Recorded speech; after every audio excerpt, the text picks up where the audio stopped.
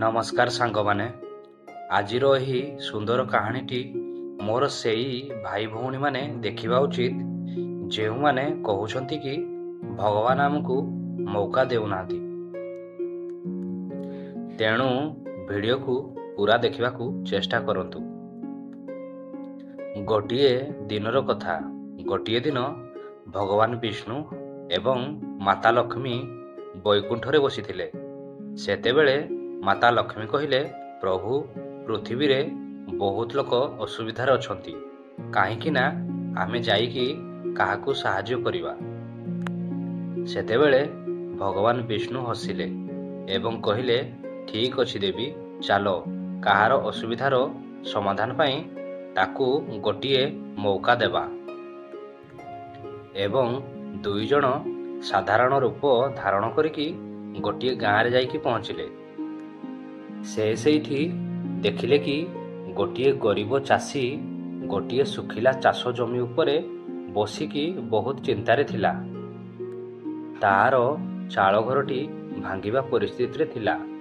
ଘରେ କିଛି ବି ଖାଇବା ପାଇଁ ନଥିଲା ଏବଂ ଜମିଟି ଏତେ ଶୁଖିଲା ଥିଲା କି ସେଇଠି କିଛି ଫସଲ କରିବା ସମ୍ଭବ ଲାଗୁନଥିଲା।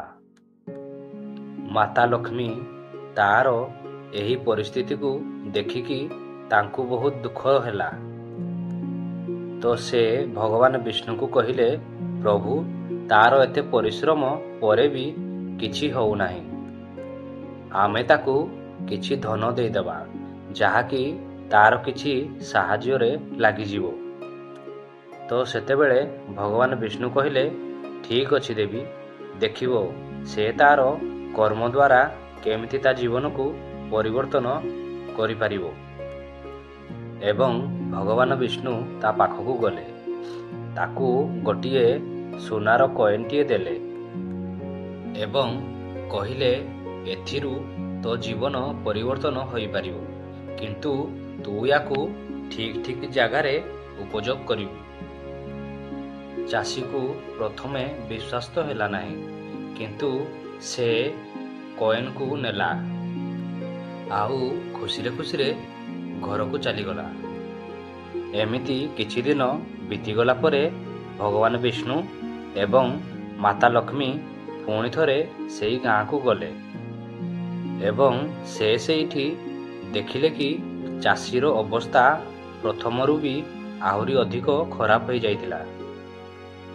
ଘରଟି ଅଧା ଭାଙ୍ଗି ଯାଇଥିଲା ଏବଂ ଜମିଟି ଏବେ ବି ଯେମିତିକି ସେମିତି ଥିଲା। ସେତେବେଳେ ମାତା ଲକ୍ଷ୍ମୀ ଚିନ୍ତାଗ୍ରସ୍ତ ହୋଇକି କହିଲେ, ପ୍ରଭୁ, ଆମେ ତ ୟାକୁ ସୁନାର ମୁଦ୍ରା ଦେଇଥିଲେ, ତାପରେ ବି ତାର ଅବସ୍ଥା ଏମିତି କ'ଣ ପାଇଁ? ତ ଭଗବାନ ବିଷ୍ଣୁ ଚାଷୀ ପାଖକୁ ଗଲେ ଏବଂ କହିଲେ, କହ, ତୁ ସେହି ସୁନାର ମୁଦ୍ରାକୁ କ'ଣ କଲୁ? ସେତେବେଳେ ଚାଷୀଟି ମୁଣ୍ଡକୁ ତଳକୁ କରିକି କହିଲା, ମୁଁ ସେହି ମୁଦ୍ରାକୁ ବଜାରରେ ବିକ୍ରି କରିଦେଲି ଏବଂ ସେହି ପଇସାରୁ ନିଜ ପାଇଁ କିଛି କପଡ଼ା କିଣିନେଲି। ଯାତ୍ରାରେ ବହୁତ ବୁଲିଲି ଏବଂ ଭଲ ଭଲ ଖାଇବା ଖାଇଲି ଏବଂ ସେସବୁ ପଇସା ସରିଗଲା। ତେଣୁ ମୁଁ ମୋ ଜମିରେ କାମ ଆଉ ଆରମ୍ଭ କରିପାରିଲି ନାହିଁ ଏବଂ ମୋ ପରିସ୍ଥିତି ଏବେ ଆଉ ଟିକେ ଖରାପ ହୋଇଗଲା। ସେତେବେଳେ ଭଗବାନ ବିଷ୍ଣୁ କହିଲେ, ତୋତେ ଯେଉଁ ମୌକା ମିଳିଥିଲା ତୁ ତାକୁ ବର୍ବାଦ କରିଦେଲୁ। ସେହି ସୁନାର ମୁଦ୍ରା ତ କେବଳ ତୋ ପାଇଁ ଆରମ୍ଭ ଥିଲା। ତୋତେ ସେଇଠି ପରିଶ୍ରମ କରିକି ତୋ ଜମିକୁ ପ୍ରଫୁଲ୍ଲିତ କରିବାର ଥିଲା, କିନ୍ତୁ ତୁ ସେହି ଧନକୁ ଠିକ୍ ଢଙ୍ଗରେ ଉପଯୋଗ କଲୁ ନାହିଁ। ଭାଗ୍ୟ କେବଳ ଥରେ ସାହାଯ୍ୟ କରେ। ପ୍ରକୃତ ପରିବର୍ତ୍ତନ ତୋ କର୍ମର ମାଧ୍ୟମରେ ହୋଇଥାନ୍ତା। ସେତେବେଳେ ଚାଷୀକୁ ତା ଭୁଲର ଅନୁତାପ ହେଉଥିଲା। ତ ସାଙ୍ଗମାନେ, ଆଜିର ଏହି କାହାଣୀରୁ ଆମକୁ ଗୋଟିଏ ଶିକ୍ଷା ମିଳିଲା କି ମୌକା ସମସ୍ତଙ୍କୁ ମିଳିଥାଏ, କିନ୍ତୁ ତାର ସଠିକ୍ ଉପଯୋଗ କରିବା ଉଚିତ। ଖାଲି ଭାଗ୍ୟ ଉପରେ ନିର୍ଭର କରିକି ରହିଲେ କିଛି ହେବ ନାହିଁ।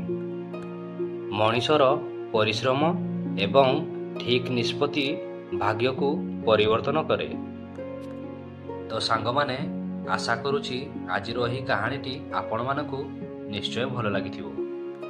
ତେଣୁ ଭିଡ଼ିଓକୁ ଲାଇକ୍, କମେଣ୍ଟ ଏବଂ ବହୁତ ମାତ୍ରାରେ ସେୟାର କରିକି ସବସ୍କ୍ରାଇବ୍ କରିଦିଅନ୍ତୁ।